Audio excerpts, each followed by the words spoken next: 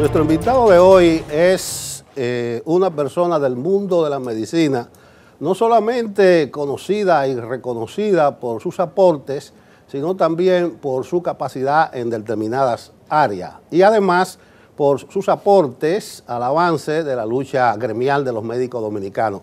Nos referimos a Clemente Terrero, infectólogo, una visita muy oportuna en estos días que nos están atacando algunas enfermedades, algunos brotes de enfermedades que pensábamos nosotros había superado la vida misma. Buenos días, doctor Terrero. Buenos días, ¿cómo se sienten? Estamos bien y mejor de hablar con usted temprano, porque esto significa que vamos a orientarnos y orientar a la gente. Doctor, hemos tenido en los últimos días preocupación por la malaria en una zona de la ciudad, pero al mismo tiempo hay que señalar que en el país se han hecho picos en diferentes temporadas de enfermedades que se consideran prevenibles. Ahora vemos que la responsabilidad de la malaria en esta zona es una cancha. ¿Eso es así de simple?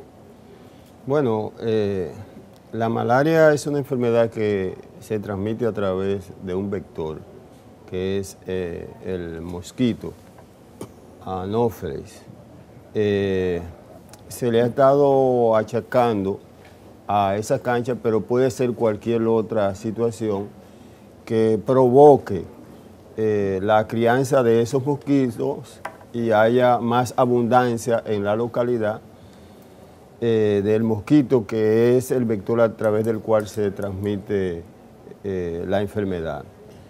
Bueno, se ha identificado eso, pero pudiera ser cualquier otra situación. No obstante a eso, lo importante es hacer la intervención que corresponde para detener la enfermedad. Eso es un problema focalizado en esa parte de la zona oeste, porque tengo entendido que la malaria había sido erradicada. Hay un plan que le han tirado mucho piropo, que se ha considerado exitoso. Es un problema aislado, parcial, que la gente no tiene por qué preocuparse fuera de esos sectores de la zona oeste. Bueno, lo primero es decir que la malaria no ha sido erradicada de la isla. Siempre, todos los años, ha habido una gran cantidad de casos en los años, inicio de esta década, ¿verdad que sí? Habían todos los años alrededor de 2.000 casos. Pero ha habido un plan de erradicación, no es que se ha erradicado, ha habido un plan de erradicación que ha estado trabajando y obviamente se ha ido logrando avances importantes en la reducción de la enfermedad. Porque a principios de esta década, pues más o menos todos los años se diagnosticaban alrededor de 2.000 y pico de casos de malaria y ya pues el año pasado se detectaron nada más 300 y pico de casos, es decir, creo que 323 casos. Y este año pues ya llevamos 269, de manera que no ha sido erradicada. Ahora, lo que está pasando en esa comunidad es un brote, porque eso no se había presentado antes ahí, y además en la última semana epidemiológica, que fue la semana 34, pasamos de 30 casos a 55 casos, lo que significa un incremento casi de 40% en el número de casos, y ya eso de por sí es un brote. Cuando vemos esas imágenes de una zona húmeda, charcos de agua, agua estancada, eso se nos parece a lo que podríamos ver en cantidad de sectores, tanto de aquí como de diferentes provincias. ¿Qué entonces hace la diferencia para que haya caldo de cultivo para el mosquito que prolifera la malaria? Bueno, en el caso específico de lo que está ocurriendo aquí, que como tú bien dices puede estar ocurriendo en otros barrios, en otras áreas del país, para que proliferen mosquitos, en este caso Anopheles, es que haya llegado una persona infectada, porque este mosquito, a diferencia del mosquito del dengue, que se reproduce en agua limpia y en criaderos específicos, recipientes, este mosquito, el Anopheles, se puede producir en otros criaderos que no son necesariamente recipientes, sino que pueden ser como esa que tú ves ahí, agua turbia. Entonces ahí se reproduce el mosquito Anopheles. El Aedes aegypti se reproduce en agua limpia. Entonces, para que pase algo como lo que está ocurriendo ahí, tiene que llegar una persona infectada de algún lugar, no sabemos. Algunos dicen que Haití, pues no podemos estar seguros de eso, si es Venezuela o cualquier otra. ¿El índice de malaria en Haití es muy alto? No, no. Ha bajado mucho. Y entonces esa persona llegó ahí y los mosquitos se infectaron y después de infectarse los mosquitos, bueno, comienzan a transmitir la enfermedad a las demás personas de la comunidad, pero tiene que llegar alguien ahí infectado, lo cual probablemente no ha ocurrido en otros barrios, ¿verdad que sí? Que haya mosquitos anófeles, pero no hay una persona infectada que sirva para que los mosquitos también se infecten y puedan transmitir la enfermedad. Como el hábitat del mosquito de la malaria es distinto al del dengue, como usted ha señalado, ¿las medidas que han adoptado las autoridades son las correctas? Sí, sí, son correctas. Veo mucho del agua, los cacharros viejos. ¿Podría repetirnos para orientación de la comunidad cuáles son las medidas que se están adoptando y que se deben adoptar ya las personas de las comunidades en peligro? Bueno, en este caso han estado eliminando criaderos, charcas de agua donde se puede desarrollar el mosquito anófeles, y también otros tipos de criaderos que va a favorecer que no se produzca dengue, como son los recipientes que acumulan agua y se puede reproducir el mosquito Aedes aegypti, que es el mosquito que transmite el dengue. O sea, esa actividad se está haciendo y he visto bastante movilización en ese sentido de parte del Ministerio de Salud Pública. También se ha estado, eso significa eliminación de criaderos. Y también se ha estado fumigando. Cuando hay brotes así, sea de dengue o sea de malaria, hay que hacer fumigaciones para disminuir los mosquitos infectados. Porque si no se matan esos mosquitos infectados, pues la enfermedad va a continuar propagándose, que es lo que ha hecho, la intervención que ha hecho el Ministerio de Salud Pública, que ha sido bastante correcta. Y creo que a partir de ahora se va a observar una reducción en el número de casos en esa comunidad y obviamente también el riesgo que puedan tener las personas que padecen esta enfermedad, porque esta enfermedad es mucho más agresiva que el dengue. Bueno, escúchame, aclárame algo. Salud Pública, que ha intervenido esa parte, ¿no debiera ser el Servicio Nacional de Salud? No, porque Salud Pública tiene el papel de la rectoría y tiene que ver con la prevención, con la promoción de la salud. Y la rectoría de todos los demás centros de salud. En el caso específico del servicio es servicio, propiamente dicho, es decir, de atención en hospitales, en unidades de atención primaria. Esas son dos cosas, dos divisiones bastante bien establecidas. Aquí tenemos muchos barrios vulnerables, miren esas imágenes, cañadas, es muy común. Entonces, tengo una preocupación. Veo que la presencia de salud pública en fumigaciones es solo cuando hay una zona ya con un brote o con una situación específica. ¿No deberíamos como país tropical plantearnos tener fumigaciones permanentes en sectores vulnerables? ¿Hay capacidad para eso? ¿Sería muy costoso asumirlo? ¿Quién podría asumirlo? Tal vez las alcaldías, qué sé yo, pero creo que el tema de la fumigación sería vital para poder prevenir muchos de estos casos. La fumigación solamente se emplea en momentos como lo que está ocurriendo ahora, no es permanente porque eso tiene un efecto nocivo a la población, bueno, humana y también a otros seres vivos de la naturaleza. Entonces, por eso nada más se hacen situaciones como esta. Claro, otras medidas sí se pueden tomar inteligentes que nosotros tenemos que desarrollar porque somos un país tropical y obviamente como país tropical vamos a estar expuestos a ese tipo de cosas porque tenemos una elevada pluviometría, o sea, tenemos un país donde llueve mucho y hay se acumula mucha agua, tanto en charca como en recipientes y esas cosas.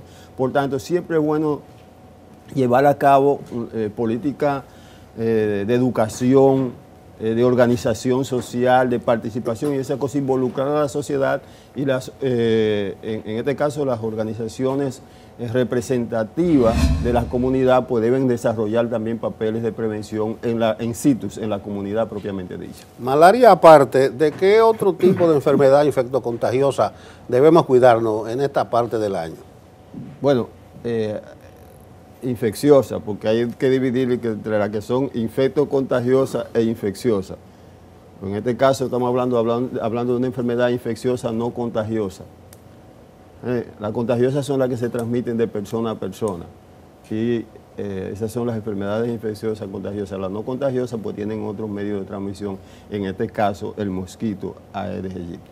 Por tanto, otra enfermedad que también puede ocurrir en este periodo es precisamente el dengue, que estamos viendo un incremento del mismo en estos momentos, que no sucedía pues en meses anteriores, y eso se debe al acúmulo de agua en recipientes y la proliferación del mosquito. En este mismo momento yo tengo 2 casos ingresados de dengue, fuera del hospital, ¿verdad que sí? A nivel privado, o sea, porque hay un incremento de la enfermedad también en estos momentos, y es una enfermedad bastante agresiva. ¿Hay algún otro pico de enfermedades que podrían considerarse debieron erradicarse o que de alguna manera por el estilo de vida de la gente han tenido caldo de cultivo? Sí, sí, claro. ¿Cuál, por ejemplo? Bueno, tuvimos aquí el Zika, tuvimos chikungunya, que pudiese venir, ¿verdad? Porque son enfermedades tropicales. Tenemos la leptospirosis, por ejemplo, es una enfermedad que hay que tenerla bien presente en este periodo, que se produce precisamente por contaminación de las aguas con la leptospira, y es una enfermedad también bastante agresiva y mortal. También en este periodo de lluvia, por ejemplo, no solamente por el calor, sino también por las lluvias, pues tenemos las enfermedades gastrointestinales, las enfermedades respiratorias. Es decir, hay un conjunto de enfermedades que en la planificación de la salud tenemos que tener en cuenta en este momento y desarrollar acciones para prevenirla. El pico del dengue no será propio cuando llega la semana 33, 34. Mi experiencia en los medios de comunicación, ya eso es como un ABC, ya uno le asigna tareas específicas a sus periodistas en determinada época del año. Yo me he aprendido que después de la semana 30, como que el dengue se pone de moda. Entonces ahí o falla la prevención. Bueno, acláreme usted que es el experto. Bueno, antes de la semana 30, porque por ejemplo ahora estamos en la 35. Ahora es el pico, la 35. Ahí adelante es donde está el mayor pico, pero comienza generalmente entre las 20 y 25 semanas. Generalmente entre mayo, abril y mayo, que comienza a subir el dengue. Y claro, en estos periodos generalmente tenemos grandes cantidades de casos. Y estamos casi siempre allá arriba en el vértice de la enfermedad. Doctor, el dominicano suele automedicarse y eso puede ser criminal. ¿Qué cuidados hay que tener respecto a esta patología, malaria, y también las infectocontagiosas o infecciosas? El que tiene fiebre en este periodo no debe automedicarse y quedarse en la casa, sobre todo que tenemos esta enfermedad en boga ahora mismo, sino acudir al médico, para que el médico haga las indicaciones correspondientes, tanto de estudio de laboratorio, y dependiendo de eso, pues tomar incluso hasta ciertas medidas, porque por ejemplo en el caso de la malaria tiene un tratamiento específico, porque es un parásito hematógeno, es decir, y hematófago, es decir, destruye los glóbulos rojos y responde y se elimina con un tratamiento específico, a diferencia del dengue, que no necesita tratamiento específico, sino que es un tratamiento, como se dice, enzimático, básicamente con líquido y esa cosa. Pero si usted no le da el tratamiento específico al de la malaria, el paciente puede morir. En la introducción yo hablaba de que usted es una figura conocida en el medio, no solamente por sus capacidades científicas y académicas, sino también por su participación en la lucha de los médicos de este país. Entonces vamos a hablar de un término un poquito más general. Usted participó como aspirante a presidir el Colegio Médico en las elecciones pasadas, y de su programa de gobierno yo destaco un punto. Usted planteaba la modificación de la ley de colegiación médica y su reglamento. Entonces usted decía que era para hacerlo más democrático, más moderno, más participativo. ¿Ese reclamo suyo tiene vigencia hoy, aún usted no esté en la cabeza del gremio de los médicos? Y se tendrá vigencia siempre. Yo acabé de escribir un artículo que lo publiqué la semana pasada, que se llama La dictadura de la ley. La dictadura de la ley, que es similar a lo que pasó con la ley de colegiación médica, es cuando a la gente le quitan sus derechos, cuando lo excluyen, cuando lo discriminan. Entonces, las leyes no pueden ser discriminatorias ni excluyentes, tienen que ser democráticas, participativas, que respeten el derecho de las personas. Por consiguiente, sigue vigente, mantengo mi planteamiento de que debe modificarse la ley de colegiación, porque todo el que tiene derecho a elegir también tiene derecho a ser elegido. Entonces, no puede haber una ley que excluya un derecho. Tiene que incluir todos los derechos de la persona. Los derechos deben ser universales, totales y completos. Bueno, la puso caliente ahí, doctor. Esta semana se acaba de tomar una decisión que es importante para los médicos. Las ARS tendrán que admitir cualquier receta, la participación de un médico, aunque no tengan un número afiliado. ¿Cómo esto los impacta? Porque hasta ahora se había vivido justamente un margen importante de exclusión. Bueno, la ley de seguridad social fue una ley hecha a la medida de los inversionistas. O sea, no fue una ley para proteger a la población de la salud ni para beneficiar a los médicos. Esa es una ley excluyente también. Eso que se ha tomado es una lucha que ha tenido el Colegio Médico, una preocupación, una inquietud, para que se respete el derecho de los médicos. Incluso esta ley en su momento debe ser también modificada para hacerla más amplia, más participativa, que tenga mayor cobertura de la población y que no se piense solamente en el dinero, porque la ley esta de seguridad social lo que asegura es el dinero de los inversionistas, no es realmente la salud de la población, porque la cobertura es limitada y lo que le pagan a los médicos también es muy poco. Por tanto, entonces, ¿quiénes se quedan con la mayor parte, con la mayor tajada? La ARS. Entonces, por eso yo creo que esa decisión ha sido bastante atinada y hay que todavía afinarla más.